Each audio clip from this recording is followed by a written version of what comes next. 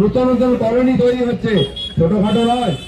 কদিন ধরে টিভিতে চলছিল গুলশান কলোনির নাম আপনারা শুনেছেন।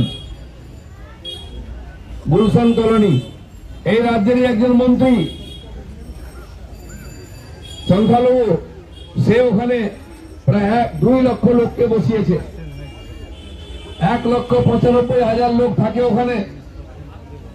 ছোট্ট একটা পাড়া ছিল, মাত্র 3,500 লোকের কাছে কার্ড আছে, ভোটার কার্ড, রেশন কার্ড। তারা এই দেশের বৈধ নাগরিক। বাকি 1,90,000 তারা কোথা থেকে এসছে কেউ জানে না। ওখানে আছে বাড়িঘর তৈরি করে। 160 একর জায়গা ছিল, এখন মাত্র 15-16 একর আছে। বাকি বসে গেছে লোক, ভেড়ি বুঝিয়ে, খাল বুঝিয়ে, জলা বুঝিয়ে রাতারাতি হাজার হাজার লোক বসে গেছে। কোথা থেকে এসছে? খালি বসে গেছে বলে নয়, ঠিক রোহিঙ্গারা যেন ওখানে করেছিল মায়ানমারেতে মার কাজ খুনোখুনি, এখানেও তাই করছে।